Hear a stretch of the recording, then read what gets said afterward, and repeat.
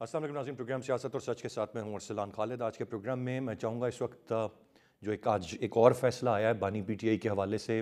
इससे पहले दो केसेस हमने देखे, साइफ़र का मामला था, उसके बाद तोशाखाना का मामला था जिसमें बानी पीटीआई को सज़ाएँ हुई, और अब ये गैर शरई निकाह का केस जिसकी समाअत 12-12 घंटे की समाअत बताया जा रहा है 2 दिन में हुई, और उसके बाद आज फ़ैसला दिया गया, मुख्तसर फ़ैसला, तहरीरी फ़ैसला रिकॉर्ड कराया गया और 7-7 साल कैद की सज़ा बानी पीटीआई और बुशरा बीबी को इस वक्त सुनाई गई है।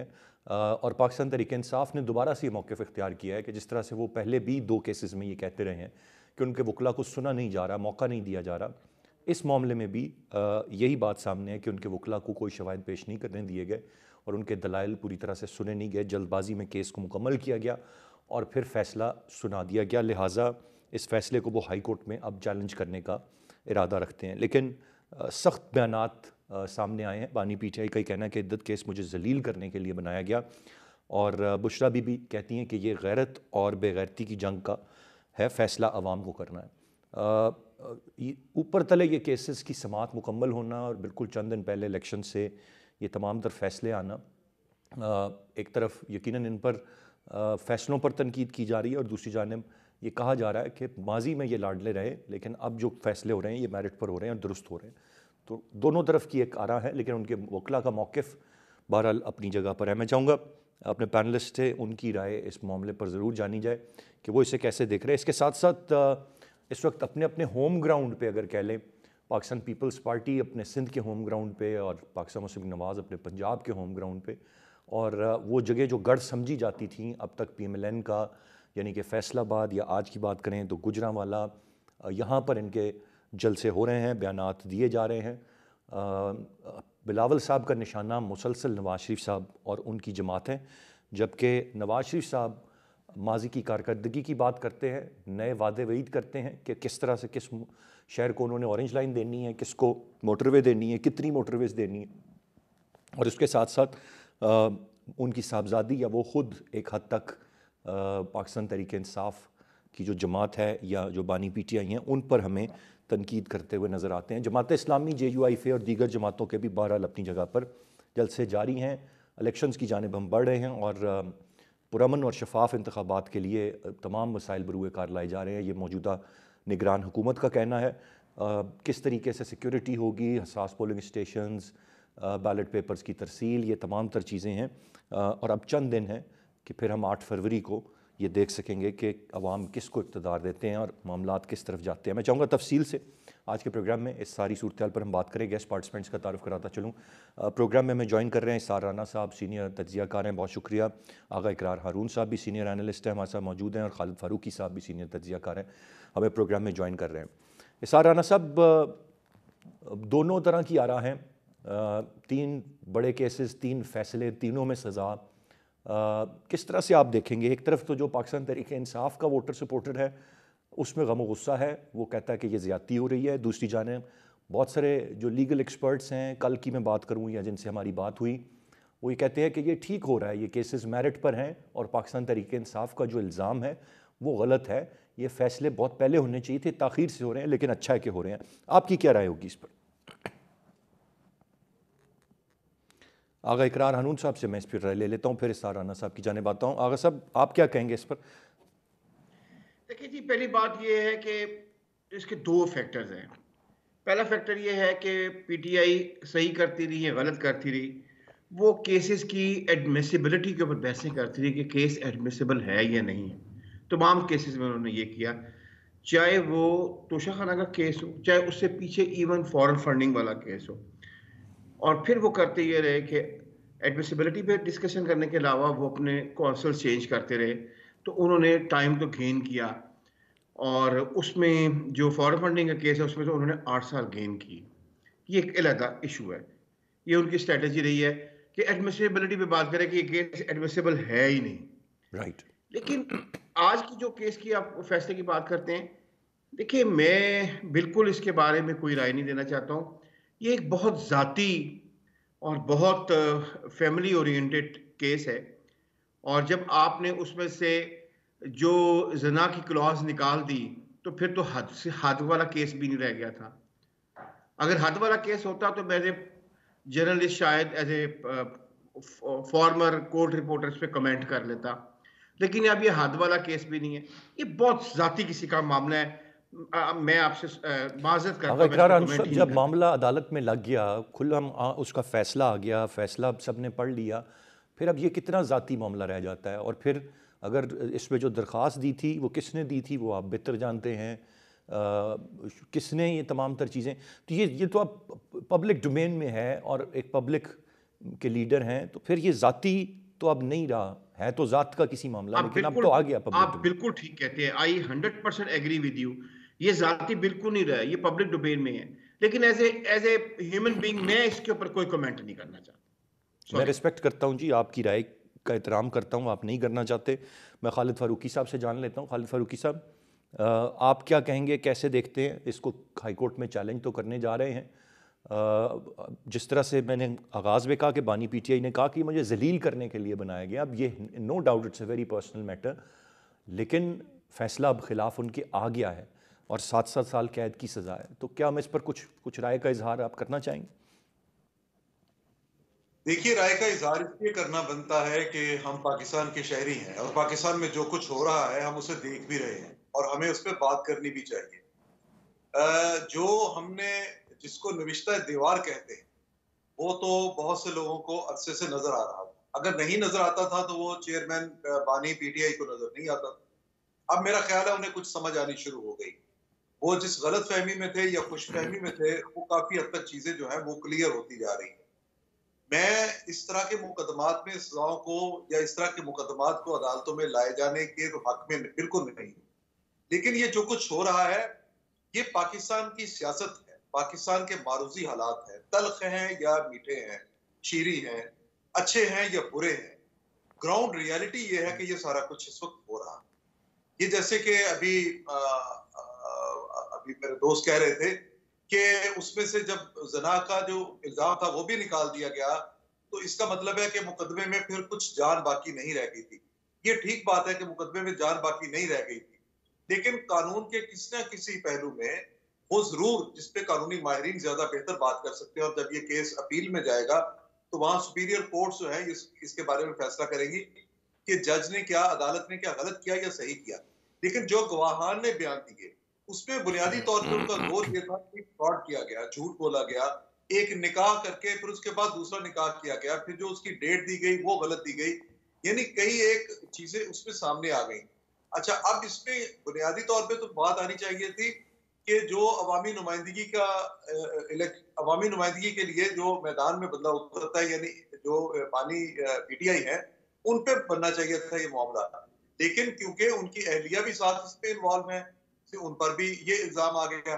अब कुछ बातें ऐसी हैं जैसे जब हम पाकिस्तान में रहते हुए या अपने मुआशरे में रहते हुए किसी के घरेलू मामलात में बात करना पसंद नहीं करते, आमतौर पे इसको अच्छा समझा नहीं जाता, लेकिन इसको अच्छा समझे या ना समझे, हमारे इस तरह समझने से कोई फर्क नहीं पड़ेगा।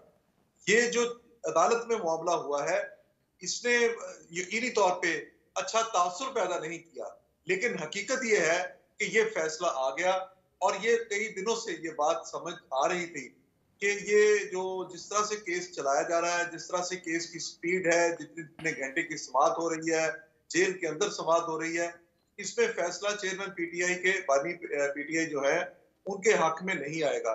सो ये वही हुआ है। मैं फिर ये कहूंगा कि पाकिस्तान में जो सियासतदान हैं उनको शायद अभी उनके लिए वो स्पेस नहीं है जो दूसरे मुल्कों में होती है। उन्हें बहुत संभल के, बहुत सोच समझ के चलना पड़ता है। उनके साथ कभी कहीं भी नाराजगी हो सकती है, उस नाराजगी का उन्हें खमियाजा भुगतना पड़ता है। इंसाफ के तमाम तकाजे पूरे नहीं भी होते, और इंसाफ के तकाजे पूरे होते हुए हमने देखे भी नहीं है।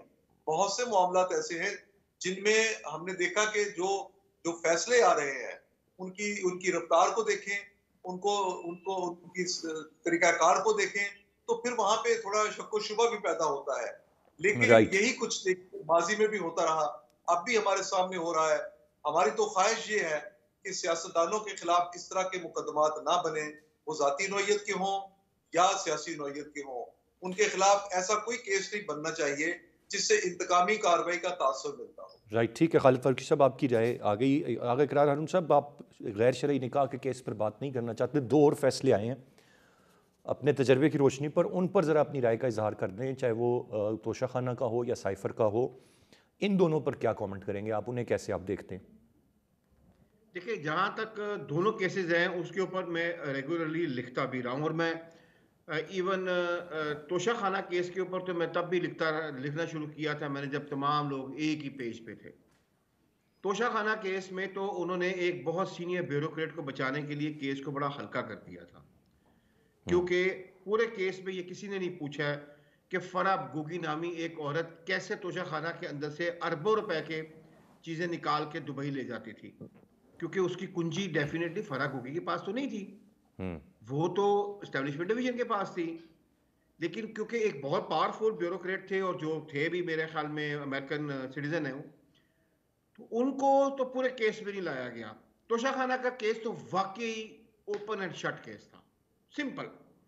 उसमें तो वो जो फोर्जरी की गई थी, गलत रसीदें दी गई थी, उन पे किसी ने बात ही नहीं की, क्योंकि जब उस पे बात होती तो फिर वो उस पे बात होती कि चीजें देता कौन था निकाल के बाहर लेके जाने के लिए। जी राइट, पॉइंट आ गया सर आपका। अच्छा, आखिरी एक बात करूंगा। जी जी। जहां तक साइफर वाला केस है, तो साइफर वाले केस में तो मैं तब भी ये लिखा था कि एक नया मसूद महमूद पैदा होगा। ये जो अप्रूवर होते हैं ना, जो सुल्तानी गवाह होते हैं, हम ब्यूरोक्रेट हमेशा सुल्तानी गवाह बनता है। तारीख इस बात की गवाह है कि वो पहले एक मुल्क के खिलाफ साजिश का हिस्सा होता है, और फिर अप्रूवर बन के वो यानी कि मुल्ज़म के उसमें से कटहरे में से निकल के जो है विटनेस के कटहरे में आ जाता है। तो जो बातें, अगर ये बातें हम लोगों को पता है, तो इतने इतने बड़े जो अपना जिन्होंने हुकूमतें चलाई हैं उनको क्यों नहीं समझ आई? और ये तो सबको पता था कि अप्रूवर निकलेगा कोई ना कोई बीच में से। आपको अगर कुछ पीटीआई ने सीखा है या पीपल्स पार्टी ने कुछ सीखा है, आपको ये जो कानून शहादत है ना, अप्रूवर जिसके अंदर है, सुल्तानी गवाह है, जी इसको खत्म करना पड़ेगा। वरना हमेशा कोई ना कोई ब्यूरोक्रेट आके साथ वाले जगह पे खड़ा हो जाएगा, जिसने आपके साथ वो सारी साजिश की होगी, सारा गुनाह किया होगा, और वो आराम से ऐसे पे हाथ बांध के खड़ा होगा, और वो गवाह बन चुका होगा, एज ए मुल्ज़म नहीं रहा होगा। राइट, आप दुरुस्त फरमा रहे हैं, इस चीज़ को ख़त्म करने की ज़रूरत है। मैं एक ब्रेक की जाने बढ़ूंगा जी, ब्रेक से वापस आकर इसार राना साहब का पॉइंट ऑफ व्यू लेंगे, पहले इस मामले पर और फिर आगे बात हम करेंगे जो इस वक्त इलेक्शन कैंपेन्स और जो दावे और वादे दो बड़ी जमातों के इस वक्त हमें नज़र आ रहे हैं और चल रहे हैं, उनके हवाले से। साथ रहिएगा। Welcome back.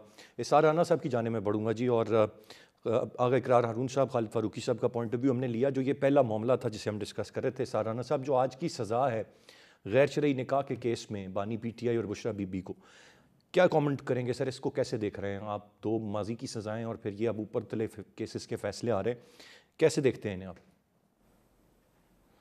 देखें, एक तो मैं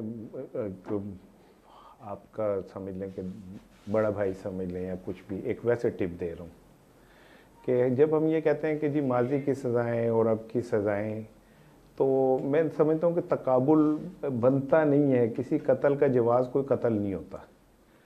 और दूसरी चीज़ ये है कि माजी में इस तरह तो नहीं हुआ था कि चंद घंटों में समाते हो जाएं, आपको किसी से मिलने ना दिया जाए, आपको हक़ जरा ना मिले, आपको सफाई का मौका ना मिल सके, आपको जनाब एक जेल में बंद करके सारे मुकदमात सुन लिए जाएं, और उसमें भी बहुत सी अजीब व गरीब आए कि वकला को रोका गया या वटेवर जो भी है। तो मैं समझता हूँ कि कोई इस तरह का कंपैरिजन नहीं बनता। दूसरी चीज़ ये कि मुझे आगा इकरार साहब को सलाम पेश करना है। उन्होंने मेरा दिल खुश हुआ कि उन्होंने कहा कि मैं इस गलीज़ मौजू पे बात करना ही नहीं चाहता। तो आगा इकरार जैसे एक सेंसिबल पढ़े लिखे आदमी को अगर इसमें गिलाज़त नज़र आ रही है, तो मैं हैरान हूँ कि इस सिस्टम को क्यों नहीं नज़र आई। क्या अब हम इतने गिर गए हैं कि हमने किसी शख्स को गिराने के लिए इस सतह पे चले जाएंगे? कि मुझे तो इस्लाम की तारीख़ में कोई एक भी फ़ैसला जो है आज के फ़ैसले से मिलता जुलता नज़र नहीं आता, संसारी से लेके बाकी चीज़ों तक। और मैं तो आई एम सॉरी टू से, मुझे कहने का शायद कहना चाहिए कि मैंने तो जितना पढ़ा था शरीयत में कि औरत अगर ये कह के इद्दत मेरी हो गई तो हो गई, तो अब हम शायद कहीं मेरा ख्याल है कि उनसे भी उस उल्लास से भी तसादुम करने जा रहे हैं। तो क्या ऐसी क़यामत आ गई है कि हमने वो जो कैदी है 804 उसे जिच करना है, उसकी अना को तजलील करनी है, हमने उसे बताना है कि हम तुझे कितना जलील कर सकते हैं। इससे क्या निकाल लेंगे आप, और इससे क्या खिदमत हो रही है इस वतन की।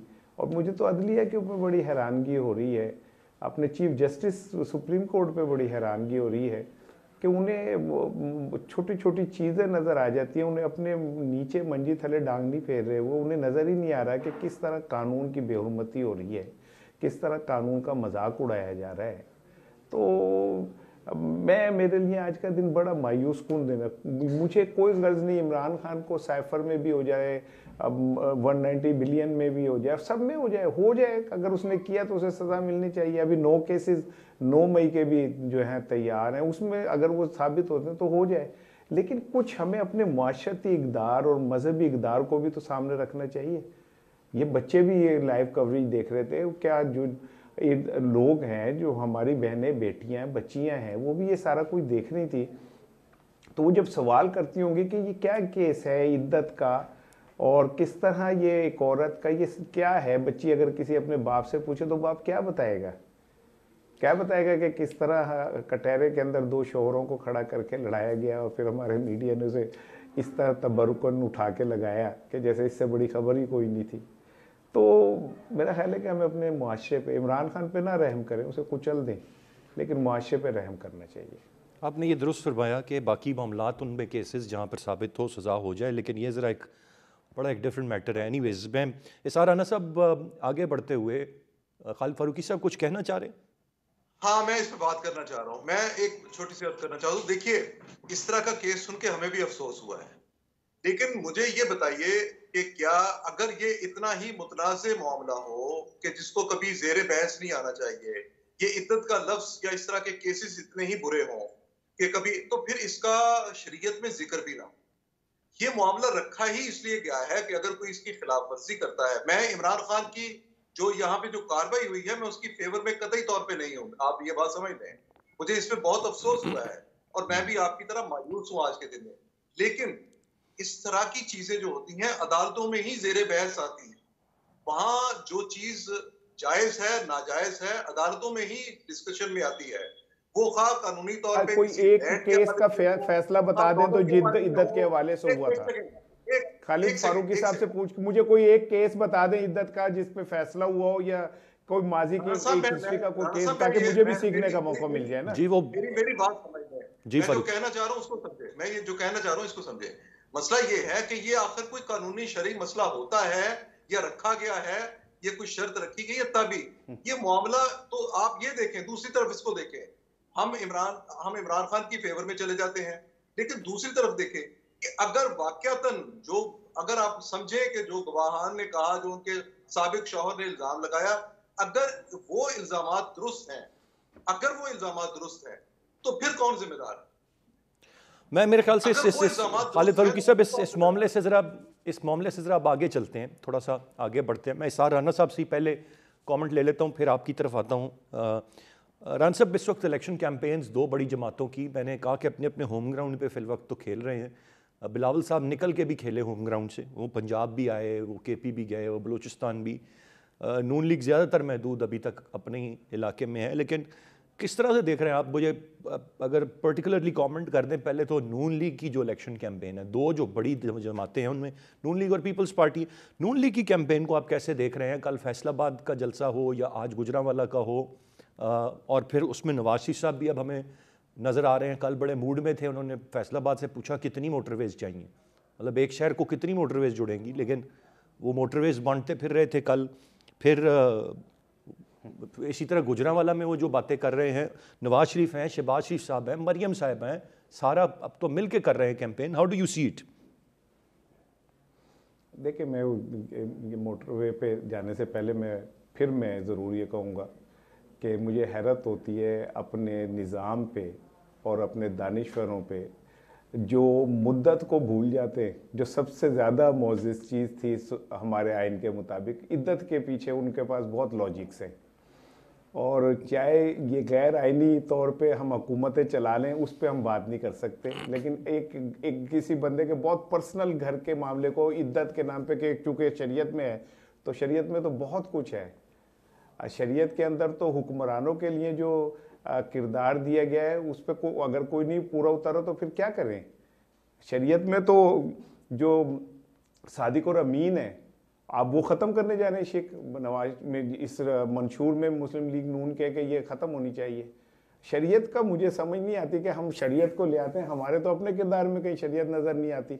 लेकिन चले, मैं आता हूँ अब इलेक्शन की तरफ ना जी। और मियाँ साहब ने कल भी कहा कि जी और कितनी मोटरवेज चाहिए, तो मेरा ख्याल है कि हर झोंपड़ी में एक मोटरवे बननी चाहिए, क्योंकि मोटरवे रोटी देगी, उन्हें कारोबार देगी, उनके बच्चों को रोज़गार देगी।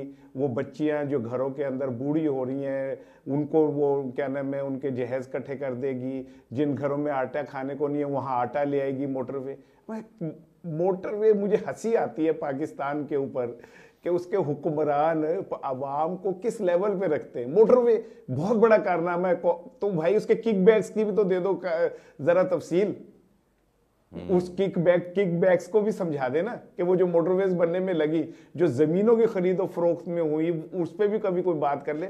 लेकिन चले, कोई बात नहीं, शायद ये मुल्क जो है चांकिया का जो वो है, हम उसके वो हैं। अदरवाइज तो मुझे हैरत होती है कि मियाँ साहब जिन जलसों के ऊपर और तकरीरें करके खुद को शेर साबित कर रहे हैं, वो जेल में बंद औरतों का मुकाबला कर रहे हैं, और वो अपने आप को इस तरह पोज कर रहे हैं कि जैसे वो किसी हरकुलिस से टकराने जा रहे हैं। एक 70 साल कैंसर ज़्यादा जेल में बंद औरत जो है, उसका वो मुकाबला करते हुए वो इस तरह बाजू उठाते हैं और डंड दिखाते हैं कि जैसे पता नहीं किस को वो ज़ेर करने जा रहे हैं। बाकी ये रह गए कि ये जलसे तो ज़रा इनको थोड़ा आज़ाद नज़र से देखें। फ्लॉप जलसे हैं, पूरी रियासत आपके साथ खड़ी है, पूरे मामलात आपके हाथ में हैं, कोई मुखालिफ आपके सामने नहीं है, उसके बावजूद भी वो जो चौकोर ग्राउंडें हैं आप वो पूरी नहीं भर पा रहे। और अगर आप अभी करें ना, मौका दें किसी और को, सिर्फ एक दिन के लिए उसे निकाल के कहें कि जी आप करके दिखाएं, आपको पता चल जाएगा। अब इस तरह के कागजी पहलवान जो हैं, जो खुद को शेर कहते हों और कहते हो कि हमसे बड़ा तो पहलवान कोई नहीं है, तो भाई आपसे बड़ा पहलवान कोई नहीं है, क्योंकि आप वो पहलवान हैं जो रिंग में उतरे हुए हैं और आपके सामने मुखालिफ कोई नहीं है। और आप हवा में मुक्के, जैसे पंजाबी फिल्मों में टिशुम टिशुम करके वो मुक्के मारते ना, उस तरह मार के आप कह रहे हैं कि मजर शाह की तरह बढ़ के मार रहे हैं कि जो मैं टब्बर खाजा डकार ना मारा। अगर यही बहादुरी है और यही आपकी लीडरशिप है, आप ये नहीं बता पाए अभी तक कि जो राना साहब बार है वो कैसे कम होगा। ठीक है, आपने बता दिया जो भी मामला था इस वक्त नून लीग का। मैं ज़रा आगा इकरार हारून साहब से जान लूँ वो कैसे देख रहे हैं। आगा साहब, नून लीग की कैंपेन को जिस तरीके से कच्चा चिट्टा इसका कर दिया है राना साहब, कि वाकई ऐसी है। मैं तो अगर नवाज शरीफ साहब के स्टेटमेंट आपको कोट कर दूँ, कह रहे हैं कुछ लोग सोशल मीडिया पर तूफ़ान बदतमीज़ी में जाकर कहते हैं कि यूथ उनके साथ है। ये देखें, ये यूथ है जो हमारे साथ है। अब राना साहब तो इस बात से इत्तेफाक नहीं करेंगे, आपकी क्या राय होगी? देखिए, जहां तक बात है PMLN ने जो ये कहती है कि मोटरवेज, होता ही है कि बचपन में हमने एक सुना था, आप कैसा स्लोगन होता था, पहले इस्तेमाल करें फिर एतबार करें। तो PMLN जब भी आई है उसने इंफ्रास्ट्रक्चर डेवलपमेंट्स तो किए हैं, और बल्कि अगर आप उनका मैनिफेस्टो अगर देखें, आप उसका पहला सफ़ा फाड़ दें, इस पर मैनिफेस्टो लिखा हुआ है या मंशूर लिखा हुआ है, तो आपको लगेगा कि 1997 में एहसन इकबाल ने जो विजन 2010 बनाया था ये उसकी कॉपी है, या 2025 का उसने जो विजन बनाया था 2014 में, ये उसकी एक कॉपी है।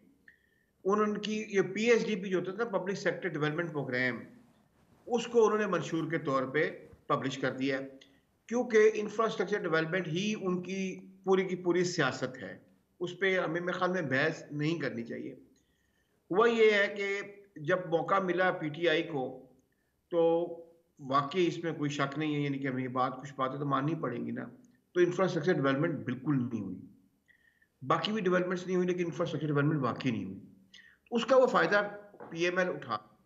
सेकेंडली, पीएमएल के जलसों में कितने आदमी आते हैं या कितने नहीं आते हैं, उसका it makes hardly any difference, because PML इस वक्त उस फेस में है, साइकोलॉजिकल फेस में है कि उनके मुताबिक तो उनकी हुकूमत बन चुकी हुई है। और ट्रस्ट मी कि उन्होंने तो अपनी जो प्रोविंशियल पंजाब की और जो फेडरल कैबिनेट है वो भी लिख कर रख ली हुई है। और यहां तक नहीं, बल्कि उन्होंने जो सेनेटर्स लेकर आने हैं, उनसे जो 5 लोग उन्होंने लेके आने हैं नॉन पॉलिटिकल, उनसे उनकी बातचीत होकर उनके मामला तय भी हो चुके हैं। तो पीएमएल तो सिर्फ रस्मन तौर पे, मैं पीएमएलएन के पॉइंट ऑफ व्यू से बात कर रहा हूं, उन्हें तो रस्मन तौर पे जाना है वोटिंग के लिए। जब आप इस स्टेट ऑफ माइंड में हो तो मुझे बताएं कि क्या फर्क पड़ता है कि आपके जलसे में 1 लाख अफराद है या 10 लाख अफराद है या 2000 अफराद है, क्योंकि उनके मुताबिक तो वो हुकूमत में आ चुके हुए हैं। अनाउंसमेंट उन्होंने जो है वो हो जाएगी 20-21 को हो जाएगी उनके मुताबिक। ये दिस इज व्हाट, मैं पीएमएलएन के साथ मेरा बहुत उठना बैठना है। तो और बाकी की हकीकतें जो हैं वो आपके सामने ही हैं, उस पर ख्याल में अपना क्या कह सकते हैं। आखिरी में यही बात करूंगा कि जहां तक बात है इसकी, जो कुछ आज हो रहा है पीटीआई के साथ, या जो आप कह सकते हैं कि पीटीआई के फाउंडिंग चेयरमैन के साथ हो रहा है, तो मुझे फैज अहमद फैज का एक शेर याद आ गया जो तमाम पॉलिटिशियंस को अपने घर में लगा के ना छाप के लिखना चाहिए कि सजा सजा सब यहीं पे होगी, यहीं से उठेगा रोजे महशर, यहीं पे हरफे हिसाब होगा। ये चीज कब सीखेंगे ये मैं इसके बारे में कुछ नहीं कह सकता। और अगर किसी ने पाकिस्तान में इलेक्शनिंग की है, कंपेन की है और कन्विंसिंग की है, वो सिर्फ और सिर्फ बिलावल भुट्टो है। और बिलावल साहब पे मैं ज़रा डिटेल से उस पर भी हम बात करेंगे। मैं एक ब्रेक की जाने पड़ूंगा जी। ब्रेक से वापस आकर खालिद फारूकी साहब का नून लीग की कैंपेन पर कमेंट लेके फिर हम पीपल्स पार्टी और बिलावल साहब पर भी एक कमेंट ज़रूर लेंगे। अपने मेहमानों से साथ रहिएगा जी। Welcome back. खालिद फारूकी साहब की जाने में बढ़ूंगा। खालिद फारूकी साहब, आपकी क्या राय है, कैसे देख रहे हैं आप इस वक्त जो नवाज शरीफ साहब कैंपेन लीड कर रहे हैं? पहले तो हम ये सवाल करते रहे कि बड़ी ताख़ीर है, उस तरह से नहीं है, लेकिन अब भरपूर तरीके से नवाज शरीफ साहब हों, शहबाज शरीफ साहब हों, मरीम साहिबा हों, सभी हमें जलसों में खिताब करते नज़र आ रहे हैं।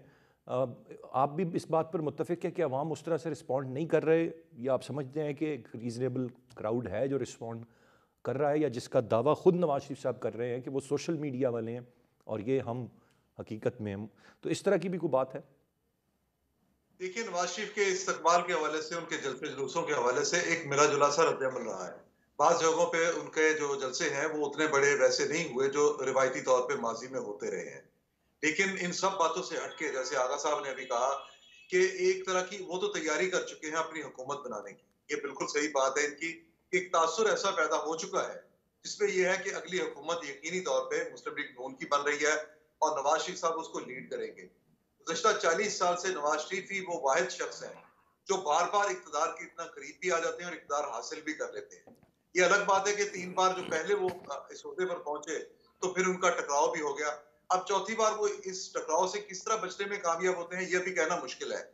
लेकिन जो इस वक्त जो सियासी माहौल बन रहा है, मुझे सिर्फ जो जिसकी प्रेडिक्शन कोई नहीं कर सकता वो ये है कि 8 तारीख को तहरीक इंसाफ का वर्कर कितना निकलता है। क्योंकि तहरीक इंसाफ का जो वर्कर्स का टेम्परामेंट है, इसने कई जगह पे अभी टेस्ट होना है। जैसे माजी में हम नहीं समझते थे कि पीटीआई का वर्कर जो है वो मुजाहमत कितनी करेगा, सड़कों पे आएगा, मार खाएगा। ये भी फिर हम इसलिए बात करते हैं क्योंकि सियासी कल्चर पाकिस्तान में ऐसा है कि वर्कर मुजाहमत करता है। अब पीटीआई का वर्कर जब से बानी पीटीआई जो है वो जेल में है या सजाएं हो रही हैं, मुझे तब उनकी मुजाहमत नजर नहीं आती। लेकिन सुना ये जा रहा है और ये दावा भी किया जा रहा है कि पीटीआई के लोग 8 तारीख को निकलेंगे।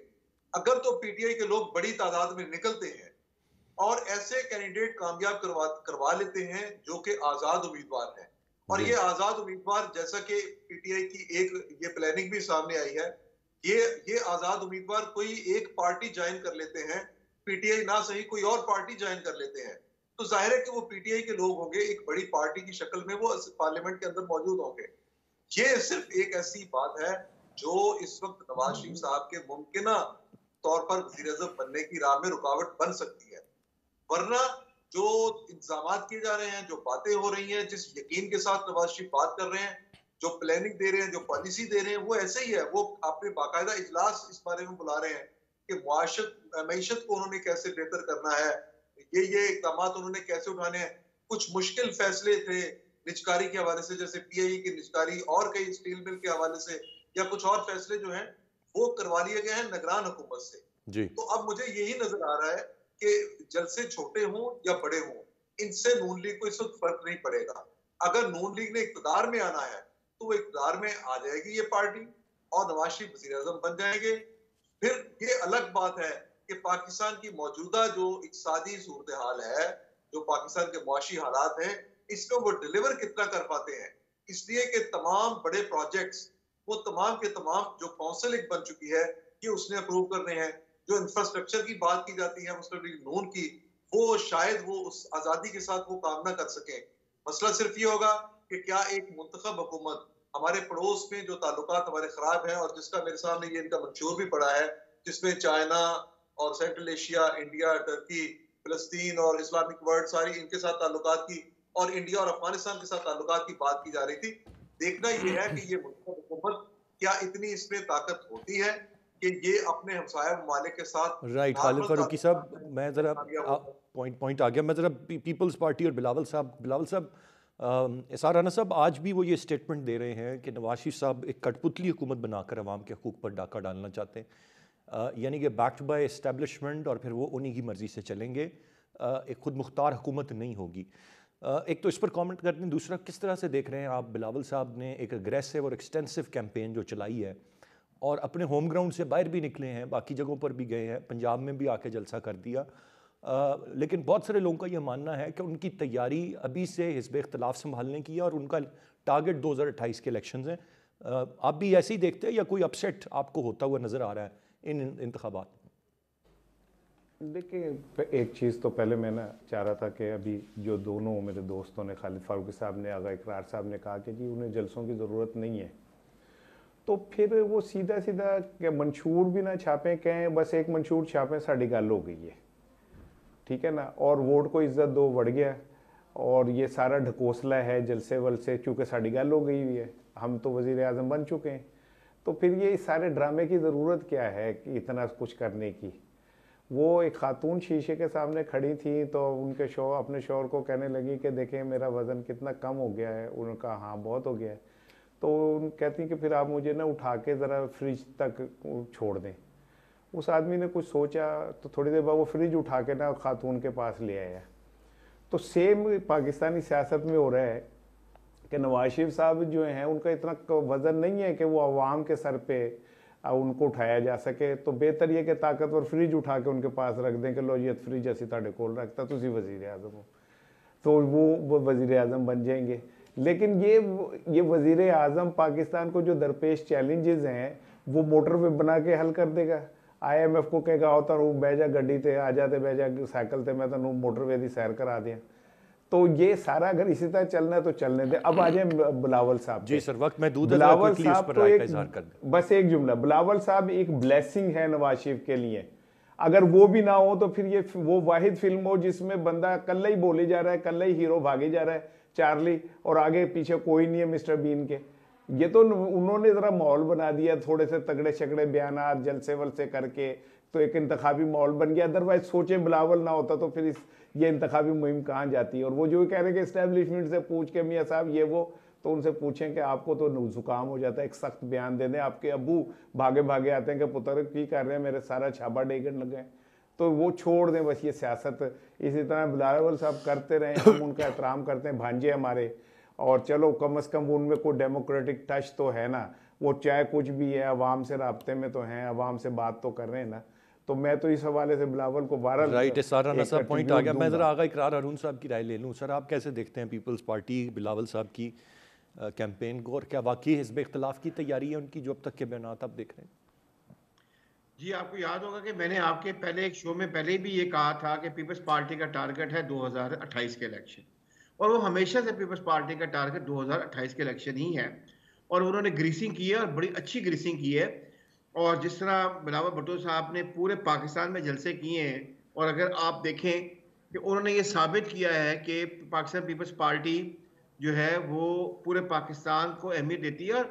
और जहाँ तक आप बात कर रहे हैं PMLN की, जो कि हुकूमत बना चुकी हुई है, भाई 53 सीट्स पे तो उन्होंने लोग ही नहीं खड़े किए हैं। ये आप ही के प्रोग्राम में आपने मुझे बताया तो उस वक्त मैंने चेक नहीं किया था, सही कह रहे हो। और जब मैंने बैठ के वो सबको चेक किया तो मुझे बड़ी हैरत हुई कि इसका मतलब है कैलकुलेशंस तो पहले हो चुकी हुई है, कितनी सीट्स लेनी है, कितनी चाहिए, कितनी दे दी जाएंगी, तो उसके बाद तो अपने यानी कि all is set and done. तो राइट। फिर उस पे अगर आप देखें कि बिलावल को भी ये बात पता तो होगी ना कि अगर पीएमएल ये फैसला कर चुकी है कि उन्होंने हुकूमत बना ली है, बिलावल के जेहन में ये बात होने के बावजूद वो कितनी अग्रेसिवली अपना कन्विंसिंग कर रहे हैं और इलेक्शन असलान, कर एक रहे हैं, बात आपको करनी है उसको मैंने, अप्रिशिएट तो करना चाहिए ना।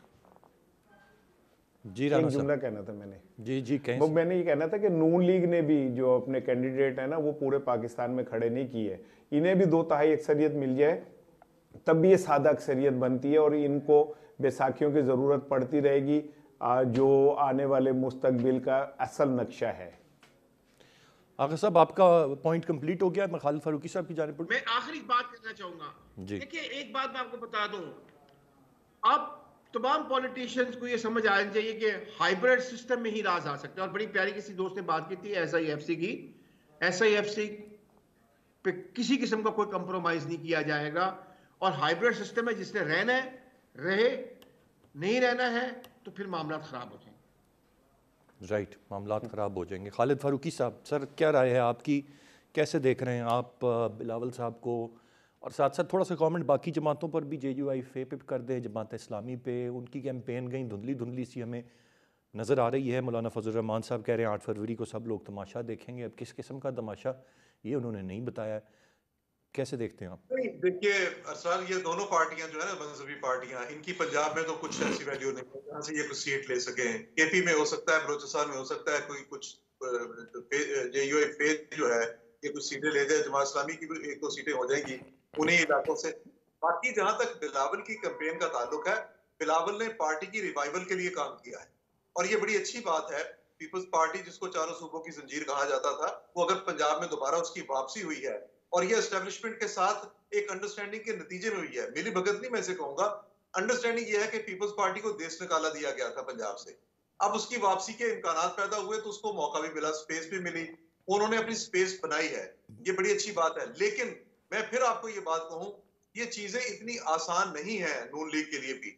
यहाँ जिस दिन इलेक्शन वाले दिन अगर पीटीआई का वोटर बाहर आया और बहुत सी सीटों पे उसने आके तो अपना रंग दिखाया, तो नून लीग के लिए वहां मुश्किल ही मुश्किल है।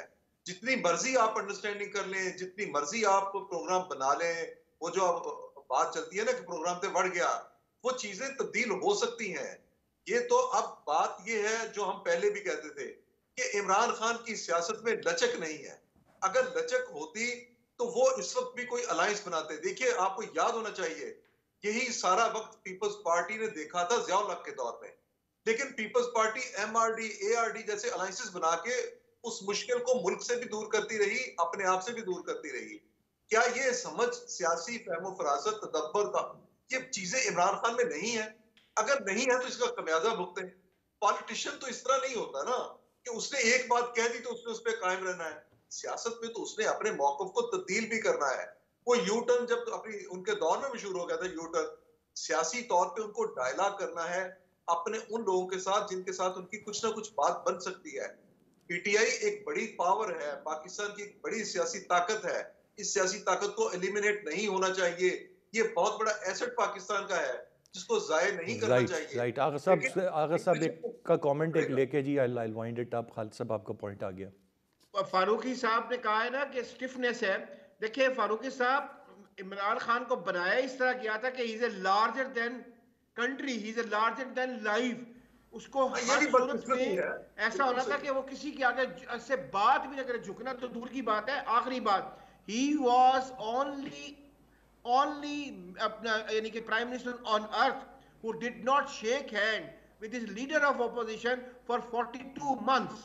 Don't forget it. Right sir, point well taken. मैं तीनों रिस्पेक्टेबल गेस्ट का शुक्रिया अदा करना चाहूँगा, वक्त मेरे पास ख़त्म हो रहा है। 8 फरवरी यकीनन दैट्स द D-Day, सरप्राइज़ का एलिमेंट मौजूद है और कुछ भी हो सकता है, लेकिन शर्त यह है कि टर्न आउट अच्छा रहे, लोग बड़ी तादाद में बाहर निकलें, अपना वोट का जो हक है उसको इस्तेमाल करें, और फिर जो भी जिसको मुंतखब करें वो इक़्तिदार संभाले। आज के प्रोग्राम से इतनी। अरसलान खालिद को इजाज़त दीजिए, अल्लाह ने के बाद।